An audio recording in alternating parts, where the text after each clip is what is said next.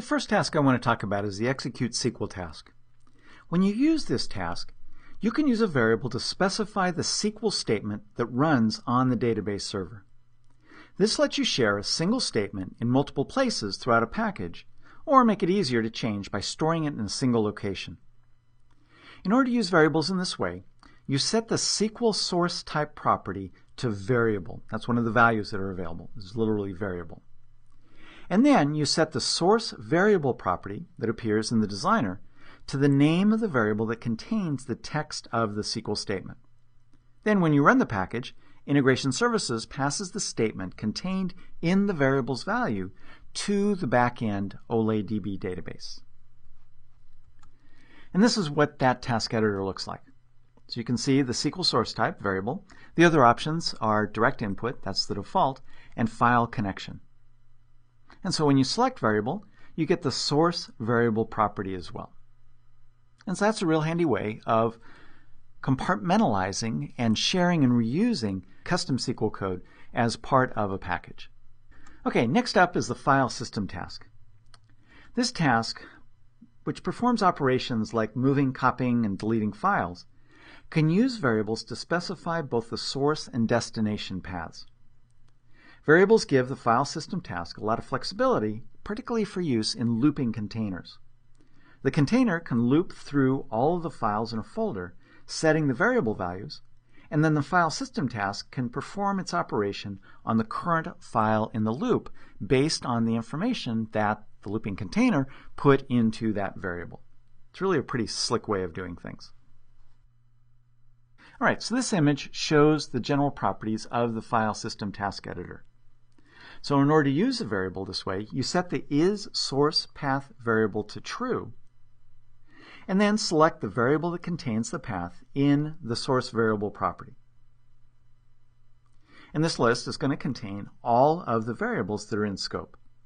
And then you can also use a variable for the destination to copy the files to by using the equivalent isDestinationPath variable property. And then when you set that to true, the destination connection property changes to destination variable property. And so you can see those properties towards the top of that dialog box. And then other file operations in the task have similar options for using one or more variables, depending on if they need one or two different paths to perform their operation. All right, then another task where you can use variables is the send mail task. In this case, it's the message source type property of this task that lets you use a variable as the source for the mail message body. So when you set the message source type to variable, then the message source property will store a variable name. And this shows that task editor. So there's the message source, and then you can define a variable, create a new variable, and so forth. As you can see, I don't happen to have any variables that are in scope that are appropriate for using with message scope. So in this case, I would just create a new one. So the nice thing about this is that it lets you set the variable's value to some standard reusable message content and then use that content in various emails sent by the package. And so in fact, you may have multiple variables with slightly different names that identify the content that then you can use within the task. And it all can be very dynamic as well. Because keep in mind, the data for a variable is not static as the package executes. You can have tasks that update that variable value, change the body of the email, and then by using that same variable here within the send mail task, then you can send out different emails. So lots and lots of flexibility. All right, next up is the for each loop container. This loops through a variety of objects, from user-defined lists to files in a folder, and lots of other kinds of object collections. So as it loops through the set of items, the for each loop stores some data about the current item in that loop, whatever the current iteration is. And then you need to use variables in order to access the data.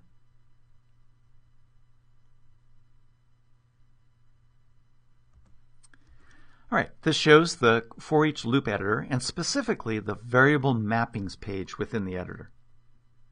This is where you match variables with for each loop data items. And you match the data items by using a zero-based index. So that I can have file name, and it's going to be index 0 in this case. And so, for example, a for each loop that iterates through files in a folder might store one data item, the file's path. Since the path is the only data item, it's index 0. Now, if you're going to use variables within a package, there's a pretty good chance you're going to have to use a script task to manipulate the variable in various ways. There's a lot of ways of doing that, but the script task lets you write code that reads and sets a variable's value. Okay, so you can access variables from within the code in a script task using the dts.variables collection. And this is something that Integration Services automatically creates and makes available to your script code. But in order for that to happen, you need to specify which variables the task can use through its read-only variables and read-write variables properties. And you can see those properties right there. Read-only variables, read-write variables. In this case, I'm selecting the variables for read-only variables. And so I can select those from the list, or I can type them in directly into the property. But the Select Variables dialog box helps me make sure that I don't do any spelling mistakes. So I can just select them and it'll create the list for me. And then I can do the same thing for read-write variables. So this is the source of the information that the script task is going to use in order to build that dts.variables collection. So it's very important that you get these right. And as a practical matter, if you're writing complex script code, it's probably an iterative process. You'll need to set some variables that are going to be read-only or read-write, go in, write some code, think, oh my gosh, I need access to that other variable, or use a system variable, come back out here, add it to the list, then the task rebuilds the variables collection, and then you have access to that within your code. Now, another thing to understand is that you need to be careful about how you designate variables in the script task as read-only or read-write. If your code won't update the value of a variable, designate it as read-only to save memory and to let the package protect you from accidentally updating the value. It's kind of like using constants within most programming languages. But if your code will update the value of a variable, designate it as read-write. Otherwise, when your code updates the value, the code is going to throw an exception.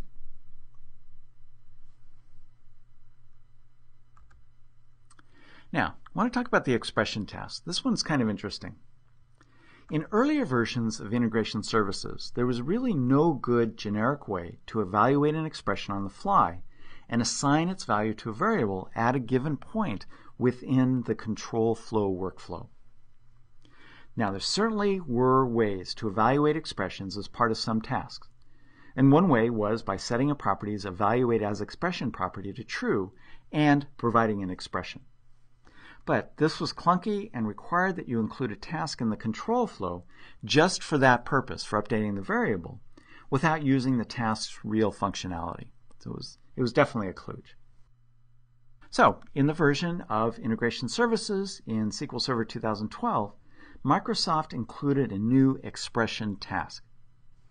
This task lets you set the value of variables in a control flow where and when you want.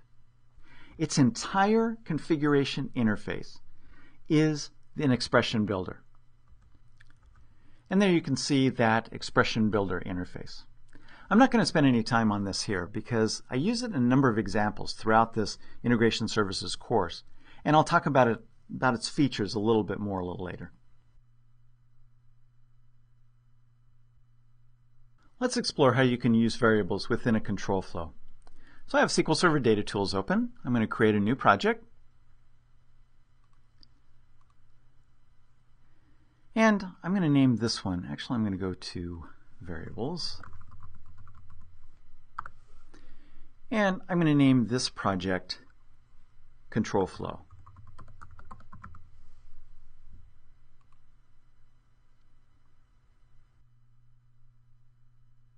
And there's my new project, and I'll rename that package Control Flow as well. So what I'm going to do in this project is use the for each loop container in order to iterate over all of the files within a specific folder. And then I'm going to use a variable in order to help process that data. All right, so I'll come over here, for each loop container, drop that onto my control surface, and double-click it to open up its for each loop editor. Now in the general page, I can change the name. I'm just going to leave that and add a meaningful description. But where I want to go in order to configure the collection or to configure the container is this collection page. The for each loop editor has several different kinds of enumerators available. I'm going to use the for each file enumerator, which happens to be the default. But there's a number of other ones that you can use to iterate over various other kinds of items within different kinds of collections.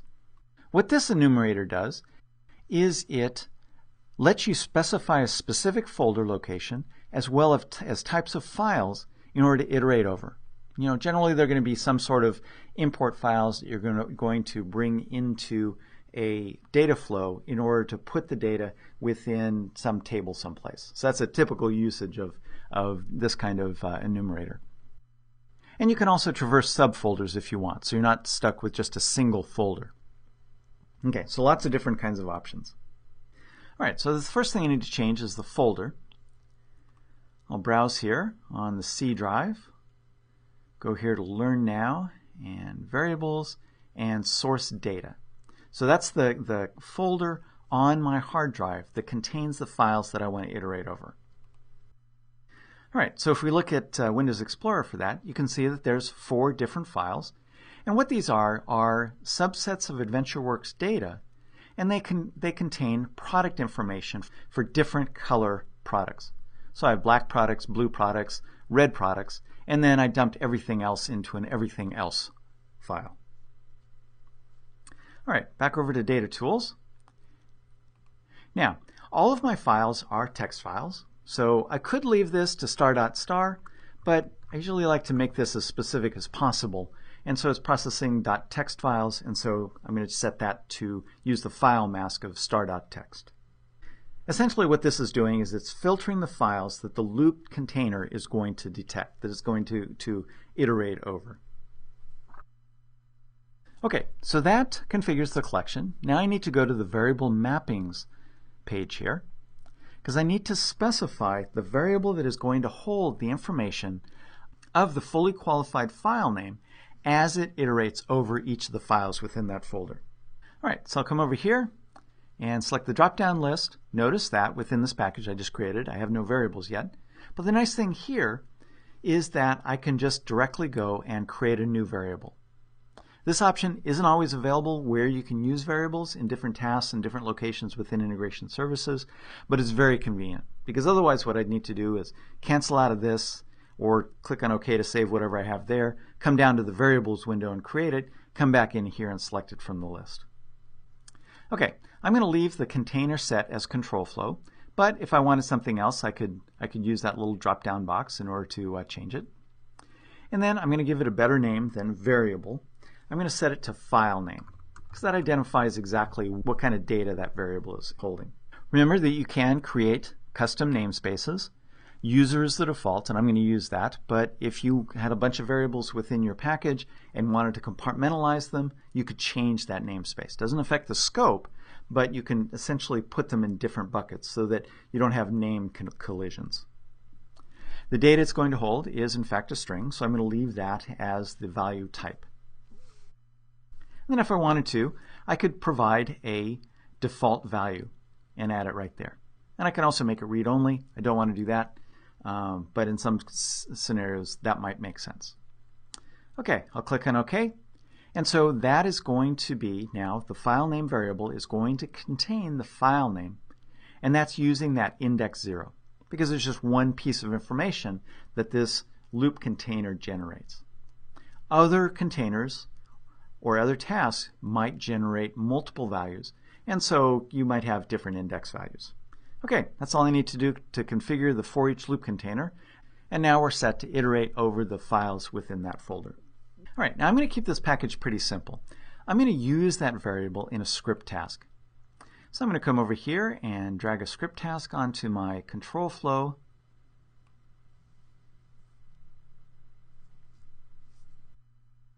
And actually I want that within my loop container.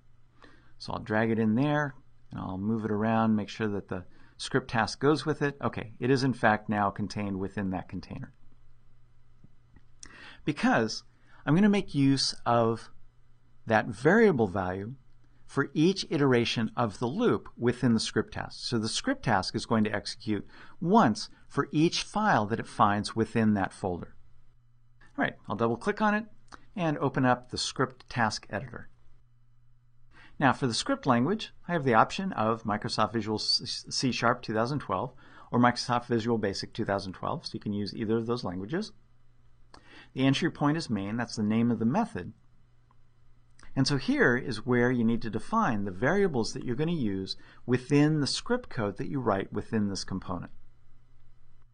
All right, in this case, I'm going to use a read-only variable. And I'll open up this Select Variables dialog box. As you can see, it has all of those system variables. But I want to scroll down here and select the user file name variable. That's that variable that I created within the for loop container. Now, this can be a fairly long list, but notice that the variables are in alphabetical order by variable name, regardless of the namespace name. So you can fairly quickly find the different variables. Just ignore the namespace there. All right, click on OK, and as you can see, I have user file name. Now, I could have just typed that in as well. Just make sure that you don't do any typos, because that'll cause an error in the package when it can't find that variable if you misspell the name. The other thing is that you can use as many, or you can include as many variables in each of these properties as you want. So very often your script is going to access 5 or 10 or 15 different variables. You would need to list them all and put them in the right bucket of whether they're read-only or read-write. Okay, that's all I need to do to configure the task editor. Now we need to write some code. So I'll click on the Edit Script button there, and that'll open up the Vista development window. So this is a modified version of the Visual Studio development environment that's called Visual Studio Tools for Applications, or Vista, VSTA. Now this opens up the default scriptmain.cs file, and it's a .cs file because I specified that I want to use C# code. Now, this code has a lot of things in it. Control flow script tasks the code is a little bit easier. Data flow, the script component, is quite a bit more complex because there's different events that you can write code in. But as you can see, I have a custom namespace there that was generated. And this is a script task of the script task entry point attribute. And I have a public partial class called scriptMain. And it inherits from this Vista Start Object Model base. Okay, there's different help sections here, so you can read the comments of how to write code. But here's that main entry point. And so this is where you're going to want to write your code. You do have access to various collections and various features within the script component. But specifically, we're going to make use of the dts.variables collection because that's where the information is of the file, or the fully qualified file name, that the for each loop container finds as it iterates through all of those files. Okay, so what I'm going to do here is I'm going to get rid of this comment. I'm going to leave this because I need to specify a task result. I'm going to assume success, but if I write code here that might throw an exception or cause a problem or just can't function, it's going to access some external resource or do something like that that could fail, I would then have try blocks with catch blocks, and then I might set that actually to failure or completed. So there's some options with that, but just keeping things simple here, you can do, I'm just going to leave it to the default success. Okay, so I'm going to get rid of that comment, and in this case, keep it simple, I'm just going to pop up a message box with the file name for each of those files as it finds it. So I'm going to use a message box. Notice that I have full IntelliSense. And I'm going to show. And here's where I use that collection, dts.variables. And it's a collection. And I'm going to use file name. Now, strictly speaking, most cases I should use the namespace. just so that it's fully disambiguated. So I'm going to use user : there. Okay, so that is going to access that specific variable. And then I need to get the value of it, and I need to convert it to a string. Okay, so that's just going to display the fully qualified file name for each of those files. Now it's important to understand that the reason I need to use this collection is because these are external variables, external to this code. In fact, they're external to the script task entirely. So this is the link to those package level variables that I specified. In this case, I just did one. That file name variable that I specified as a read-only variable in the configuration of that script task. All right, that's all the code I need to do. Normally in a real package where you're creating it in order to do complex things, you might write hundreds or thousands of lines of code. But the nice thing is you have this full development editor to do it in. All right, so I'm going to save my work and close this window. That's all the changes that I need to make in the script task editor, so I'll click on OK, and it's now configured. All right, that's all I'm going to do for this simple package. So I'm going to go ahead and start it. Start executing. There's a quasi-compilation stage. And notice I get this message box. So the location of that first file is in this location on the C drive, and it's called black.txt. Notice that the for each loop has not finished executing. There's still more files within the folder. So I'm paused because the message box is open, and so I get this status, or this ongoing operation icon. And the script task, the code there is still executing because this message box is open. It's blocking the code. And so what I can do is click on OK. That goes forward. You saw a brief flash of a green icon there, indicating that that instance of the script task completed. And now the next one is executing because it found the second file. Now what's a little bit weird here is that the message box is hidden behind Visual Studio. And so there's the blue.txt. Click on that. And then everything else.txt and red.txt. And I'll click on OK. That's all the files. And so the package executed successfully. And I can stop execution by clicking that link there.